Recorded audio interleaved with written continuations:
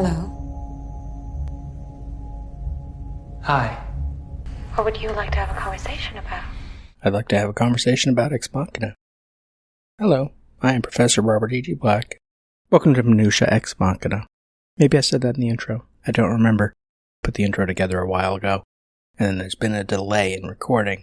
Part of that delay came from the fact that, as I'll explain in a moment, this show and two other shows are interconnected, and for the first episode of the second of those three shows, I got a really good guest, and so I was trying to get a good guest for this one. Getting a hold of Alex Garland, for example, though, is not easy. Then you got Oscar Isaac and Donald Gleason. It's not easy. So, I figured I'd take this opportunity, in this first episode by myself, to talk about the show in general. Because all we get in minute one is the Universal logo, the DNA logo. Universal Pictures International presents, in association with Film 4, a DNA Films production, Ex Machina. And then we cut to the former Bloomberg office at 50 Finsbury Square in London, England. Designed by Foster and Partners, completed in 2000. Bloomberg has since moved, including the aquarium we see in the background, to a brand new building in London. And 50 Finsbury Square was approved for comprehensive refurbishment in June 2020. So I don't know if it looks like this anymore. We get a lot of layers of glass, vague sense of a lot of activity, people moving around. There's a black woman at a computer. That might be Deborah Rosen as office manager, or Caitlin Morton as office worker. I am not sure. The layers of glass is a thing we'll see a lot in this movie. The treatment of Nathan's house as a sort of aquarium, but we'll get to that when we get to that. We don't even get Donald Gleason yet in this minute. Well, that's not actually true. You don't think you see Donald Gleason yet, but based on where he is next minute, he is in the shot, but he's got his back to us, and he's off in the distance, split by the lines in the glass and the door handles, just right at the center of the screen, and you can't tell it's him. Might not even be him, it might be a stand-in. That's all that's in this minute. No plot. Nothing of the sort. So, I thought I'd go with two other things. One, an excerpt from, this is day 841 of the Groundhog Day Project, my movie blog. This entry would be dated 20th November 2015. I'm not going to read the whole thing, but just a part about this beginning, because I gotta tell you some stuff that's going in my head when I talk about this film. Quote, "Let us start from the beginning. The briefest of introductory scenes before Caleb is off to Nathan's home/lab. We know nothing of Caleb here. He is a cipher. This scene, perhaps just as much a ruse, level 2, as the contest was, level 1, within the film. Caleb is supposed to believe that he is an employee of Nathan's who has won a contest. Sure, he'll figure out the contest was a lie eventually, but what matters is that there is some reason for him to be there. But the scene serves no particular purpose as far as the film goes. Sure, maybe you can make an argument about how the opening scene and the closing scene relate to one another. The opening scene has Caleb at a computer, indoors, isolated from the world as a programmer would be, while the closing scene has Ava outdoors near crowds of people. But neither one serves much purpose in relation to the plot, and they barely matter to the story. Now, arguably, the final scene is important for its philosophical references. That is, as Nathan has told Ava about Mary in the black and white room, which is a pasted-over version of Plato's allegory of the cave. The latter involves shadows as one's reference to reality. Simplified version in case you don't know it. Guy lives in a cave, tied so that he cannot move.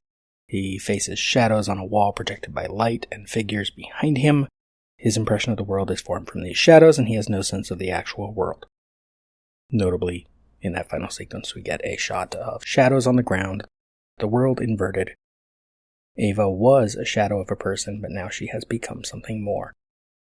Caleb, in a different sort of way, assuming he is human, for the moment, is also just a shadow of a person. He is awkward in his social interactions, he is a computer programmer, and I think we can easily imagine that he has few to no friends. He is not outgoing, not a particularly social animal. There's more, but I'll get into it more when we get to the later part of the movie where Caleb starts to think he might be AI, because that's important. My general view on the movie is it doesn't matter if he's AI, but I think the movie does suggest he might be. Or that he is, rather. I'll make it definitive. I think the movie implies that he is. But I think what matters is that it doesn't matter. And I think I had a point there, but the point is it don't matter, cause it's pointless having points anyway. But more importantly, I want to explain something there that you might have caught in the passing, the level 1, level 2 stuff. This is from a few days before that 841, I forget what number this is. It's called You're Freaked Out. There's a point where the programming inherent in cinematic characters by the writer and the director and the actor, let's call this level 2, conflict with the programming of the character within the story by her creator, Nathan, which we'll call level 1 since we're talking about the film here. And where both of those levels of programming conflict with the real-life programming that a woman receives from the society around her, level 3. The point is, I wrote a series of, this was 6 entries of the blog about this film, talking about 3 levels of programming.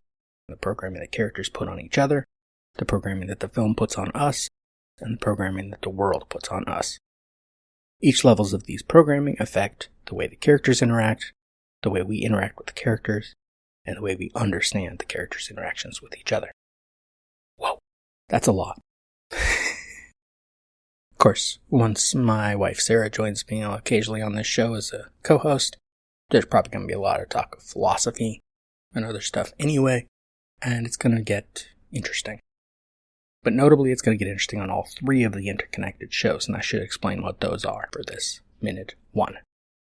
Every Tuesday, you will get 1 minute of Ex Machina explored by me. I should say who I am. Robert E.G. Black, professor, podcaster, husband, parent, obsessed freak. I will be your primary host. We will be looking on Tuesdays at the film Ex Machina, 1 minute at a time. On Wednesdays, we will be exploring Groundhog Day, which I have seen over 400 times, which I wrote about in my blog, 365 days in a row, and more. And on Thursdays, we will be looking at Eternal Sunshine of the Spotless Mind. Only other thing you need to know going forward is that these shows are interconnected in that the usual movies by minutes format is, well, all our shows are interconnected in that we guest on each other's shows to bring extra voices to the conversation. When I have a guest that is another Movies by Minutes host, they will appear on each of the shows, Tuesday, Wednesday, Thursday, talking about the 3 different films. I'm sure guests will repeat. I'm sure there will be plenty of episodes where I don't have any guests. And as I said, there will be episodes where my wife Sarah will co-host. It's a sort of existential trilogy, looking at movies, but also looking at life.